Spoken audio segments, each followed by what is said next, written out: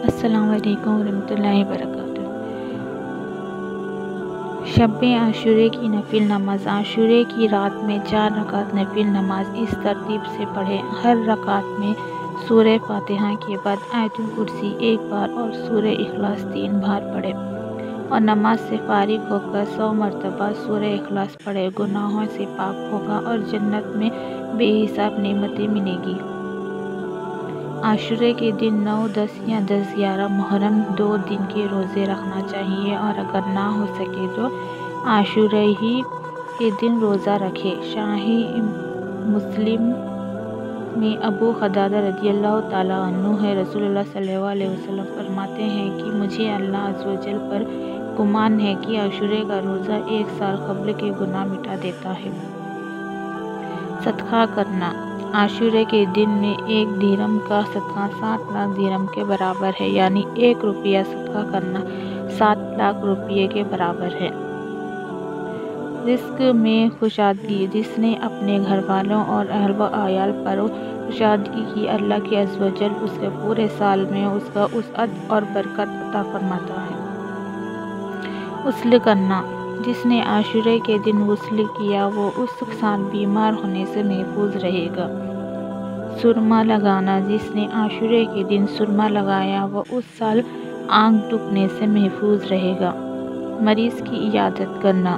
مریض کی عیادت کو جانا سنت ہے اور جو اچھی طرح وضو کر کے ثواب کی نیت سے اپنے مسلمان بھائی کی عیادت کو جائے تو جہنم سے 60 برس کی راہ دور کر دیا جائے گا۔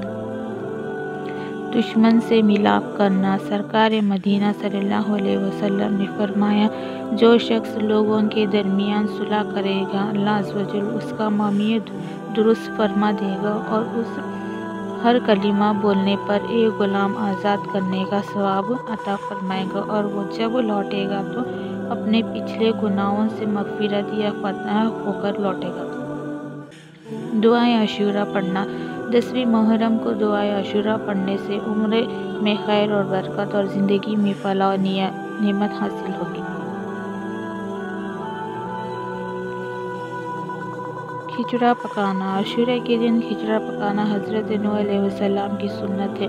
جب طوفان سے نجات پا کر حضرت نوح علیہ السلام کی کشتی جڑی پہاڑ پر رکی تو عاشورے کا دن تھا۔ آپ علیہ السلام نے کشتی میں سے تمام اناج کو باہر نکالا اور پھول، بڑا مٹر، گیہوں، جو مسور، چنا، چاول، پیاز، 7 قسم کا غلہ موجود تھا۔ آپ علیہ السلام نے ان 7 چیزوں کو ایک ہی ہانڈی میں ملا کر پکایا تھا۔